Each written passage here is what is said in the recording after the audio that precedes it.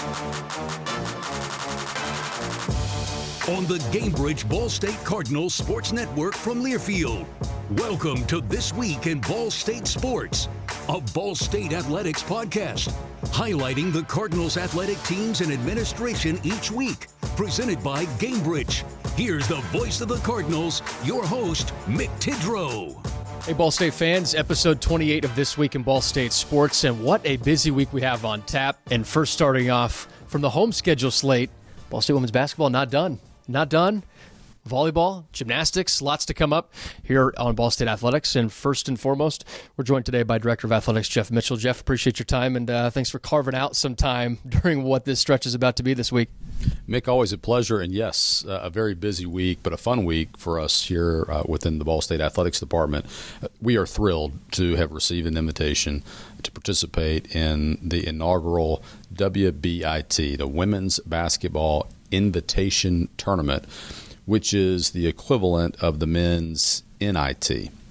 This is a new event. The women's tournament wanted to run and organize and own a secondary tournament, just like the NIT is for the men's tournament. And the WBIT is distinguishable from the WNIT because the WBIT is an NCAA-owned event. So we're thrilled to be a part of that. We're a number 4 seed, so we're one of the top 16 seeds in the tournament, and we're hosting a match or a game on Thursday against a very good Belmont team, which is a rematch of the Ball State Belmont WNIT game from a year ago. This is, of course, again, before the WBIT came into existence, but we're very excited to be recognized as one of the best women's basketball programs in the country, in the top 100 of those games, or of those teams that are being recognized to play in postseason play. And what better way to do it than to showcase the talented young team that we have here at Ball State, that we get to do it at home in front of our fans and play more basketball. It's a 4 o'clock tip here this Thursday inside Worthen Arena. Check out ballstatesports.com. Pick up your tickets. Another chance to see Ball State women's basketball in action here in Muncie. Jeff, you made an interesting point. The change in the women's basketball postseason landscape, the WBIT now being sanctioned from the NCAA, that helps a lot of teams, programs, and really the NCAA bridge things together and give more teams higher opportunities. Well, the NCAA is criticized for a lot of things these days, but one thing that almost no one criticizes is how well they run championships. And so when the NCAA began thinking about creating this secondary postseason tournament for women's basketball, I think a lot of people were in favor of it. And, we certainly are the beneficiaries of that in this first year. But it's great. I mean, the postseason opportunities for, the 100 teams is pretty special, and to be a part of that, and especially to be seated in this WBIT is a testament to the quality of the program that we have here, and it really honors and recognizes the hard work of our talented student athletes. So the committee got it right, A, in selecting us, B, in seating us, and we get to host a home game, so it works out great. Jeff, also on Thursday, Ball State men's volleyball hosting Ohio State. Massive rivalry matchup. That's right after the basketball game. So lots happening on Thursday night here in Worthen. On Thursday, if you like sports, if you like Ball State athletics, Thursday in Worthen Arena is the place to be. We've talked about the basketball game at 4 o'clock. We're hosting a men's volleyball match at 7 o'clock, a highly anticipated match between us and Ohio State. We're both ranked. We defeated Ohio State a week ago Thursday on the road in Columbus, and now Ohio State's coming to town. So that's going to be an action-packed Thursday. I'm really excited about it. I know we've got people within the community that are excited about it, and now to stack basketball with volleyball is going to be awesome. And it's been an 8-match win streak for this Ball State men's volleyball squad. They defeated Ohio State, like you mentioned last week, also took care of Lindenwood in straight sets. This team has really found its groove after one loss in conference early in the conference season. Yeah, they really have, Mick. And what's encouraging, too, is they're starting to really dominate. And look, it's a long season. We got a lot of matches left to play, but we're fun to watch. And our fans who were here on Saturday got to see an exciting match against Lindenwood, and so I know we're excited to see us play against Ohio State. But they are finding their rhythm. They're connected. It's powerful play right now. The guys are hitting well, and they're playing with a lot of confidence. And that's a dangerous combination. Let's continue the order of operations of what this weekend looks like. So we hit men's volleyball, talked about women's basketball, and on Saturday at home is the gymnastics championships. And congratulations, first and foremost, to Joanna Salim and that women's gymnastics squad for co-champions again in the Mid-American Conference, hosting the championships. Also on top of all of that, a great atmosphere to be had here coming Saturday. Yeah, champions 2 years in a row now. We share the title with Kent State, co-champions. But in the head-to-head, earlier this year, the Ball State Cardinals were victorious over the Kent State Golden Flashes. So we'll hold that honor over them. It's a really special opportunity to host the conference championships. This is an elaborate setup. So as our fans are listening to this, and you've been to a gymnastics meet on campus, it's set up nicely. It's very well done.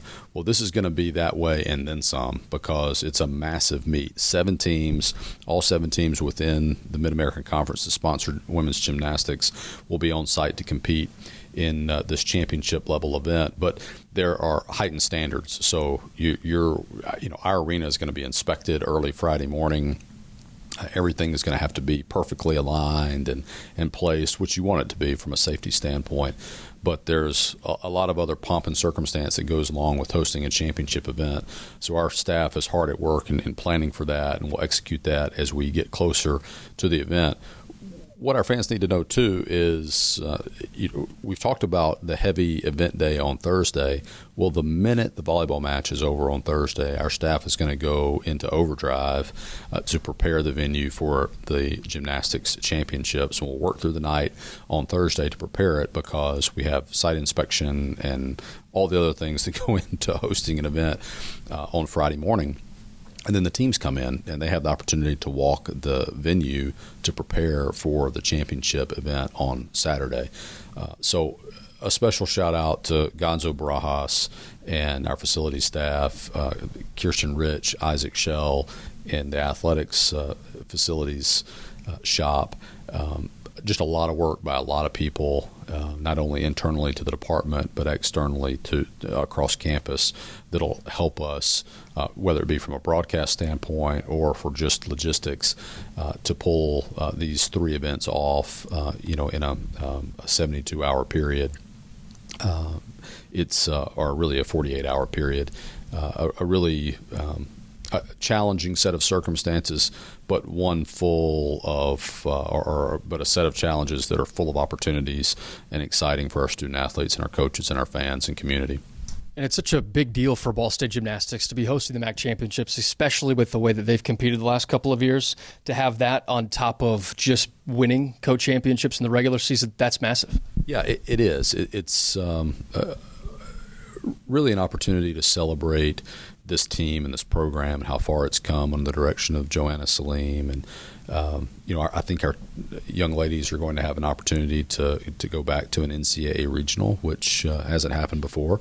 And, the opportunity to showcase their talents and to hopefully punch their ticket to an NCAA championship at home would be really special. And so we had a great crowd over the weekend on Sunday at our last home event with gymnastics, and we're looking forward to that again this weekend. So get your tickets and come to Worthen.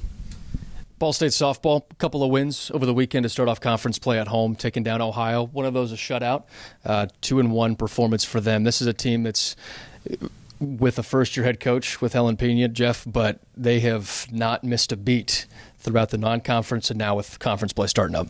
Well, I think I've commented on this before. That softball team is special to me because they were one of the first few teams I got to meet when I got here a year ago. And just been so impressed with them from the first time I met them and saw them play. They're resilient. They're competitive. They play with a lot of passion and a lot of joy. That was on full display this weekend and taking 2 out of 3 over Ohio. And it was our first conference series of the year, and we're 2-1. You win every series, you got a good chance. So I'm proud of Coach Pena, her staff, those young ladies, and we're 15 and 14 overall in the season. Played a tough non-conference schedule. Really were competitive, especially in that second half of that non-conference segment, and now that's carried on into a great start in MAC play. So the future's bright for that team for this year, and the future's bright for that program generally.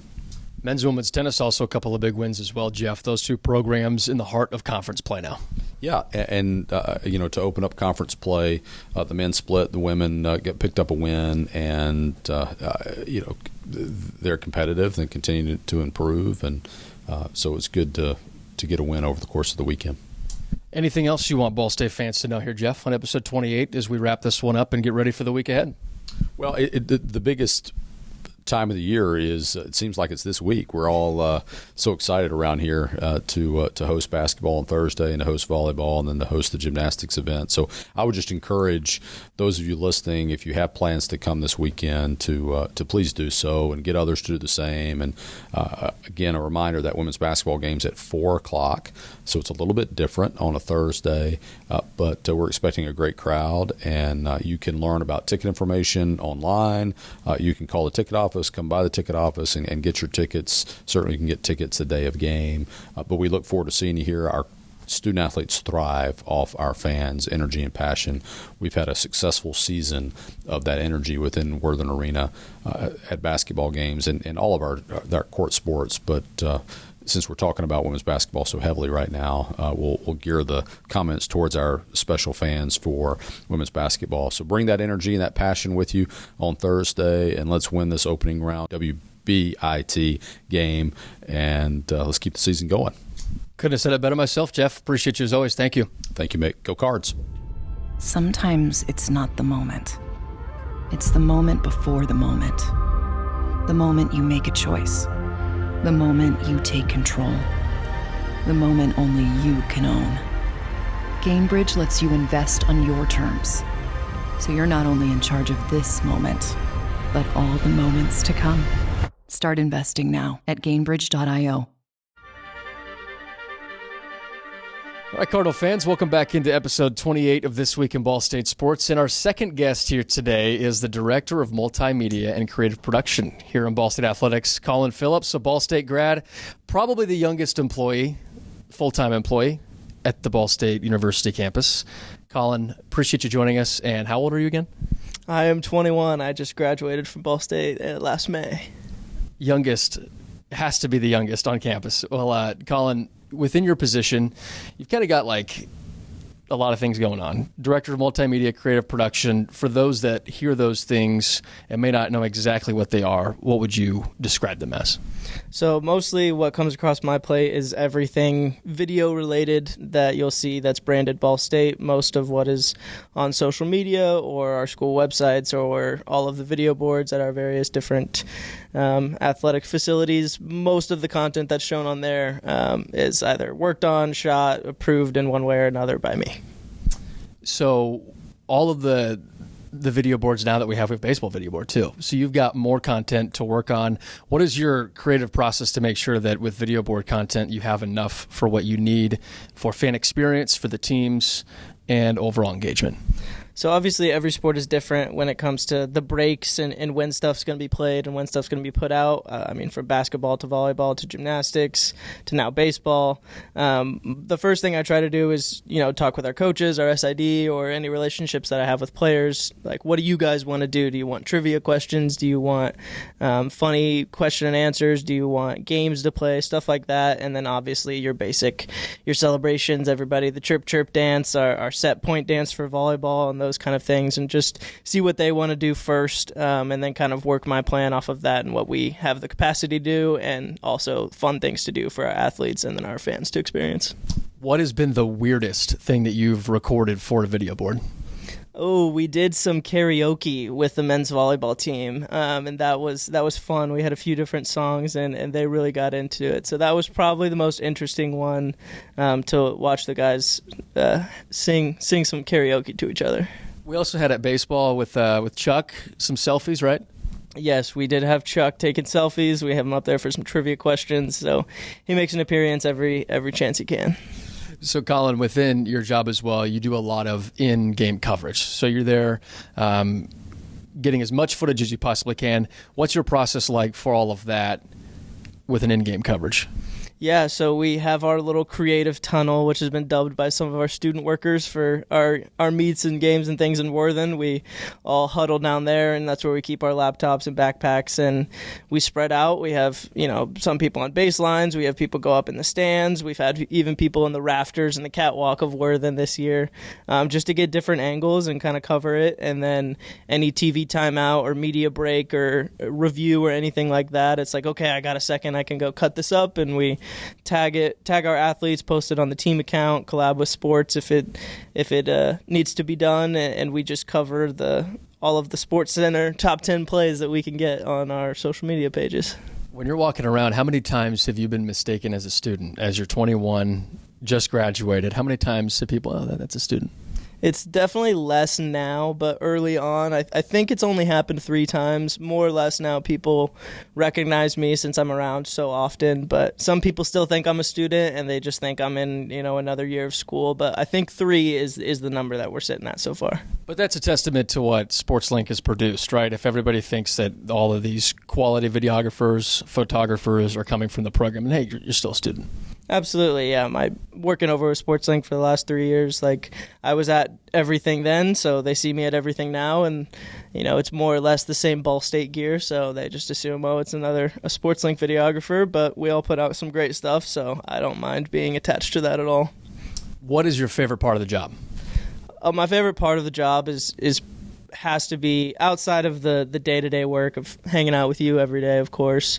Okay. It probably has to just be telling the athletes stories. Obviously, that's something we did in SportsLink when it came to the long-form storytelling and the docuseries and things like that. But to be able to capture, the biggest moments in these teams' season, to put out recaps and highlights, and they live and die with every point in every game and every match. It's so fun to be able to go back in 6 months and be like, oh, I remember that basketball game, that was crazy. Being able to make that recap was awesome, and so that's probably my favorite part.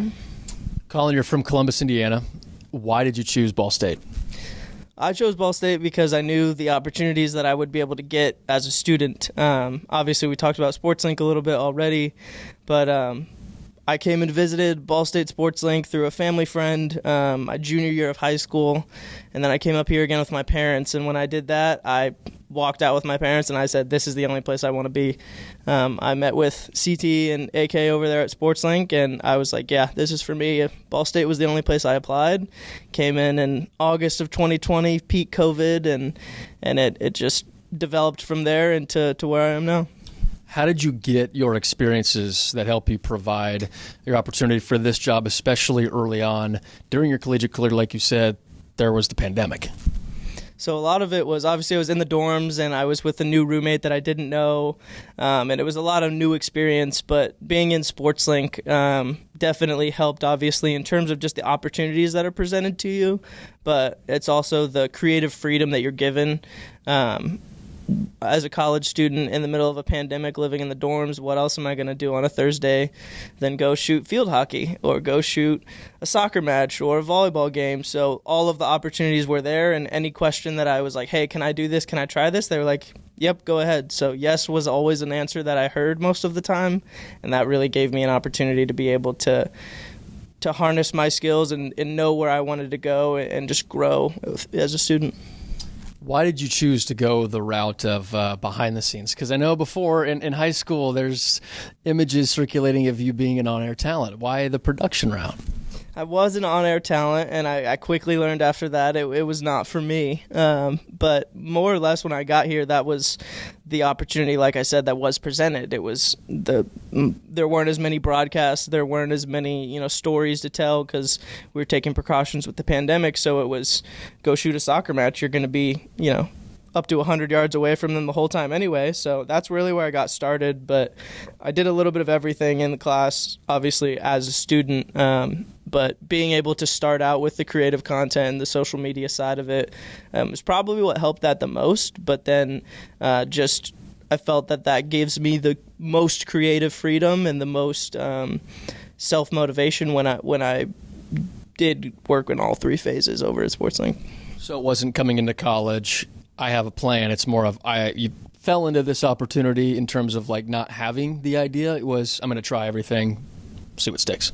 Absolutely. I knew I wanted to be in the space one way or another. Like obviously we talked about being on air, but then there's the different phases of SportsLink, from the broadcasting to on TV and radio to long and short form storytelling, and then as a freshman to when I left it, we kind of built up the social content side of it. So I experienced it in all three phases, and that was the one that really spoke to me. Obviously, I loved continuing to do broadcasts and things like that throughout my career there, but I always knew after the first or second year that probably that was the path I wanted to take. How unique is it for you now, because you are a year removed of being a college student, knowing so many people who are still in SportsLink and having the working relationship, the dynamic of I'm on this side of the aisle now, but I'm still working with all of those students? Yeah, it definitely helps me see both sides. It's definitely a different story from a day-to-day work. 9 a.m. Monday, I'm usually in the office, whereas 9 a.m. Monday, I could sleep in, and if I didn't have a class, I could do whatever I wanted. But it's definitely giving me a different perspective to the fact of, obviously, as a student, I did my best to help out the younger students and kind of show them the ropes. But now that I'm over here, I feel like I have more control over that and more of an ability to show the students, even the incoming freshmen, the one that I don't necessarily have a tight relationship with, the ropes in that sense on both sides of, okay, well, as a student, I thought this too. This is why it's that way, and it makes more sense to me now than, of course, it did even just a year ago. So now that you're ingrained as a full-time director of multimedia creative production, you've had so many years to learn as a student, to put in that time, make mistakes, learn and grow. What are you doing today, tomorrow, in a week to make sure that you're continuously improving inside of the workload that you have? Yeah, I mean, that's one thing that always, I think everyone is working on one way or another, how to get better while also still focusing on what's in front of you. But part of that also does come with still being around the SportsLink program. I still see stuff that comes out from that program, and I'm like, oh, that's super cool. I need to ask them about that, talk to it, break it down. And then obviously the creative content space in the last 2 to 3 years has just blown up in general on social media content. So most of my feed is just full of other creators from high major, mid-major, schools in the conference, out of conference, and even like professional teams, their content as well. And I'm like, oh, I need to bookmark that and look it up on YouTube and see how to incorporate that into our work. And that's something I've really tried to do the last few weeks, trying new things and experimenting and figuring it out. But it's all the ups and downs, just like any other job. Experimenting, After Effects, does that bring memories, core memories? Nightmares, memories, whatever you want to call it. After Effects is fun, and I'm sure you all in here have heard me have deep sighs and long days of working in After Effects and YouTube and back and forth, but that's what it's all about, just growing and trying new things. And I'm putting out stuff now that I couldn't have even imagined to put out 6 months ago, and that's just all from the YouTube University and the people in here that have the experience with it, and to be able to incorporate it into my work. Well, Collin, before we let you go here on episode 28 of This Week in Ball State Sports, I know you have a dog. Do you want to give Kenai a shout-out? Shout out to Kenai, my Great Pyrenees. He is the best dog ever. I just got him back after a short road trip. He had to stay with my parents for a week or so him hanging out back with me at the house has been fun. Life of a content creator, mom and dad and family are a big part of Kenai's life, especially when you've got to travel to places like Boston with track and field and then Cleveland with women's basketball. Yes, he loves going to Grandma and Grandpa's house. He gets to hang out with his sibling dogs and go for swims in the pool and just go stay at grandma's house like any other kid would want to do. I guess I spoke too soon. I've got one more question for you, Collin. If you were to sum up your journey up to this point in your content creative life, how would you sum it up? I think I'd sum it up as just constantly growing. I'll still scroll through my camera roll and find an old video that I did as a freshman, and I'm like, wow, I did that video. Like, I cannot believe that I've gotten this much better. And that goes to stuff that I did as a freshman in SportsLink to stuff that I did at the beginning of this year 6 months ago. I'm like, wow, I'm in such a better place now than I was then. Not necessarily saying that that's a bad thing, but just the constant growth. And that's just kind of a mindset that I think we all have in this office, and especially here at the university, of just the constant personal growth. Your footage is no longer green like it was freshman year. Yes, definitely less blue and green, but it does help with our new lights in the arena. That was my Christmas present, was getting some new lights to help with the color. Well, Collin, we appreciate you joining us here on This Week in Ball State Sports. We appreciate everything you do in the athletics department. Thank you. Thank you, Mick. Sometimes it's not the moment. It's the moment before the moment. The moment you make a choice. The moment you take control. The moment only you can own. GameBridge lets you invest on your terms. So you're not only in charge of this moment, but all the moments to come.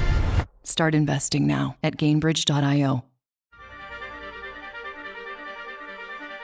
All right, Ball State fans, wrapping up this week in Ball State Sports, episode 28, and we're joined by Elizabeth Kanzeg. She is the Ball State Athletics Communications Graduate Assistant and also the Ball State Track and Field Sports Information Director. Elizabeth, thanks for joining us. Thank you so much for having me, Mick. It's a pleasure. Elizabeth, so this is your first year within Ball State Athletics. How would you describe what your journey's been like so far? It's been super interesting because this is my first time doing anything like this, and I never thought that I would be a master's student either. So kind of jumping into the SID world is brand new, and taking classes as a master's student, that's brand new. So it's been an interesting experience, a fun experience, but definitely interesting. Did you think you'd wear an SID hat, a graphics hat, content creation hat when you took this job? Absolutely not. I was super excited about the position because it had so many different levels to it. So I was excited for multiple different opportunities, but I didn't know where that would take me until jumping right in. So it's been a lot of fun to get to see all of the new stuff that I've gotten to do, which I never thought I would get to do. So it's been a good time so far. And you got to go to Boston for the national championships with Janelle Rogers, track and field. Like, those experiences already early on have to be memorable. Oh, it's so cool. Janelle is awesome. Shout out to her. Everybody go follow Janelle. She's awesome.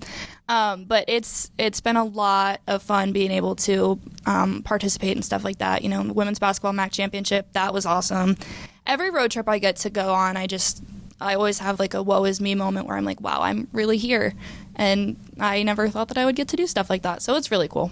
It's probably hard to pick out one thing, but what is one thing that has stuck out to you in terms of the workflow for you? Has it been getting better at graphics? Is it learning how to be an SID? Is it learning other areas of your job? What sticks out the most in that regard? I think improving on graphics is sticking out the most just because I think I've had the most growth in that area. I love creating graphics, and I know I've come from a pretty limited experience standpoint when it comes to graphics. So being able to grow and continue to create new stuff that I didn't think I'd ever be able to get to create. Like, I honestly am learning new stuff on Photoshop every single day. And a lot of it is learning by accident. I just accidentally click something and then I'm like, oh, that's really cool. I can't believe I can do that. And then I, incorporate it into stuff that I make. So that's been a huge part of the journey so far. And I am excited to hopefully continue to get even better. With all the hats that you wear, how do you tell friends, family members what your job actually is? No, that's definitely, that's a frequent conversation that I have. My brother likes to tell me almost every time I'm home, he's like, yeah, I have no idea what it is that you do. So it's a frequent conversation that I have. But the way that I describe it, I start first by saying, like, I'm a student, getting my master's, and I'm working for the athletic communications department. So I usually start with that because a lot of people think, like, they hear, oh, you're a graduate assistant, so you're teaching classes and, you know, leading lectures and stuff like that. And I'm like, no, I don't think anybody would want to hear me lecture. That would go very poorly. So I always try and start by, like, breaking down, like, I'm a student, but I'm also, like, kind of an employee. So, and then I explain, like, within my role as a graduate assistant, I get to work on graphics and create different kinds of content. But then I'm also the track and field SID, which is completely different but super related at the same time. And that's a whole list of responsibilities that have taught me so much. So I try and just break it down because I have had that conversation with many people. You, me, and Collin all share an office, dubbed the Creative Suite. It's a cool place to be, and it kind of captures, like, your job in a nutshell, because you are creating different pieces of content from a written standpoint, from a graphic standpoint, and from other content standpoint. One area that you talk about a lot when we're in the office is working directly with student athletes and the coaching staff. How unique is that in your role this first year? It is so awesome. I love working with my track and cross country girls. Shout out to them. They're my favorites. I love them so much. It's really cool because, I mean, having just been an undergrad a year ago, I still, sometimes it's weird to kind of think that I'm in more of a responsible role, whatever, however you want to word that. It's weird that now I'm kind of in a working position, but, like, I still am, like, so excited to, you know, still be able to be all of the athletes' friends and stuff, and, like, support my girls when we're at a meet or something like that. It's been really fun to follow their journey because, I mean, as their SID, I am, like, all of their biggest fans. I love cheering for them and supporting them. So it's been a lot of fun to create those working athlete relationships with them and being able to, you know, watch them get to live out their Division I journeys. And I'm just here being able to, you know, support them and cover them and make sure that I'm, like, representing them in the best way possible. It's been a lot of fun. What have you learned most as an SID? As you said, I think one thing that I wasn't fully prepared for coming in was the amount of hats that I have to wear. So as an SID, I've been consistently learning how to, I think, manage my tasks, which I'm still learning. You know, making sure that I'm responding to all of the emails and getting all of the graphics done. And I think just jumbling my tasks correctly is something that has been a consistent learning experience, but something that I hopefully am getting better at. What do you think has been the most rewarding part of your job? I think getting to cover those moments, like watching Janelle, you know, silver medalist at the national championships, watching the athletes succeed and stuff that they've been working on for so long is probably the most rewarding. I love getting to watch them compete and succeed. From a personal aspect, I think the most rewarding thing is, like, being able to grow in graphics and my own personal growth within that area. But I definitely think that watching the athletes succeed is the most rewarding. All right, Elizabeth, we've talked about the work side of things. From a personal standpoint, what has your journey been like since you started college to get to where you're at today? Very windy. I didn't know I wanted to work in sports until I was a junior. So junior in college. Yes, junior in college. So I went in to my undergrad completely blind, and I chose my major based off of whatever had the least amount of math and science credits, and I was like, all right, yeah, I'll do that. So that led me to editing, writing, and media, which was great. So, you know, I thought I wanted to work in publishing for a while. That was kind of interesting. And then the movie 1917 totally inspired me to want to work in film for a little bit because I was like, this is the coolest film ever. So I thought I was going to become an awesome director for, like, a couple months maybe. It was a short-lived dream, but a dream nonetheless. And then I did a class project on a mock social media post, and I decided to cover I think it was the 2021 World Series or something like that. And I did a mock Instagram post about the game, and then I wrote a mock news article on it, and I was like, this is kind of cool. So I started looking into more routes that kind of incorporated sports and media and that kind of thing, and it's led me to here. Never thought I was going to be a master's student either. I graduated thinking that I was going to jump right into a big kid job and call it a day, but did not work out that way, and I'm beyond thankful that it didn't, because when I graduate after my time at Ball State, I don't think I will ever feel as prepared as I will. This job is really making me feel so comfortable, and the experience has been super worthwhile. So I am very thankful that I did not just jump right into, a job, and the extra experience is definitely beneficial. Grew up in Ohio, go down to Florida. How Indiana? Where did this come into play? That's a great question. So I ended up getting an internship my junior year of college as well. After I was like, sports media, I'm locked in. I was looking for internships that related to that for the summer. I found the Kokomo Jackrabbits through Teamwork Online. And I had never heard of Kokomo, Indiana before that moment. And I applied to it. My poor supervisor, he's awesome. He thought that I was from that area because he saw Northwestern High School, and there's a Northwestern High School in Indiana. So he was like, oh, good. You moving home this summer? And I was confused because I was like, yeah, but I still need to find a place in Indiana. And so he took me on because he had already told me that he would. He found me housing, which was incredible. Shout out. Loved that. So I worked with the Jackrabbits for a little bit and ended up making a lot of great connections, a lot of great friendships there. Their broadcaster, he was a Ball State alum, and he was like, hey, there's this GA position.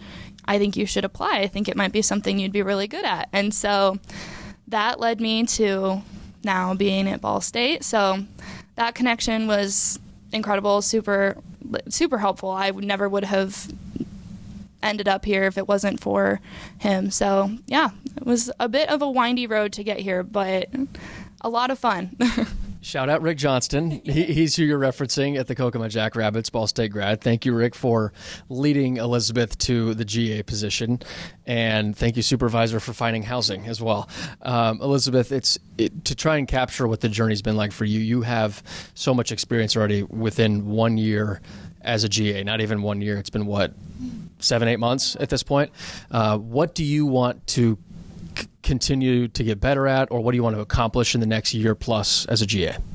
Well, one thing that you personally, Mick, you've been very helpful in this little side quest dream that I have, but getting into a bit more of the on-camera reporting aspect, which you have been incredibly helpful in making me feel comfortable enough to actually go for it, because when I first actually thought about working in sports, that was one of the top things that I was interested in before I kind of, narrowed down my experience. So within my next, year and a half, however much longer, I would love to get a little bit more experience in that area, because I think that's something that would be really awesome to experience. And I know I already touched on this, but still continuing to work on them graphics. I want to continue to grow in that area too, because that's a huge focus of mine. So those are probably the top two focuses for the next year and a half. Graphics don't stop. Graphics don't stop. All right, Collin gave a shout out to his dog, and we know you have some dogs back home. Let's hear the shout out. Oh my goodness, yes, please let me shout out my precious angel baby, Rudy. I love him with my whole entire heart, and I wish that I could carry him in my pocket. Well, he's a golden retriever, so he wouldn't fit, but if I could have a giant backpack, I would carry him with me everywhere. I wish he was here, but he's back in Ohio, keeping my mom company. And shout out to his little brother Jax, my dad's favorite child. Just kidding. But yeah, those are my two pride and joys. I love them so much. So shout out to them. Well, Elizabeth, we're sure happy that you stumbled upon Ball State in your journey, stumbled upon Kokomo. Thank you to Rick and so many people as well. But Ball State Athletics is super lucky, and we're all grateful to have you, Elizabeth. Thank you. Thank you so much, Mick. Thanks for listening to This Week in Ball State Sports, presented by Gamebridge. The preceding has been a Learfield presentation on the Gamebridge Ball State Cardinals Sports Network.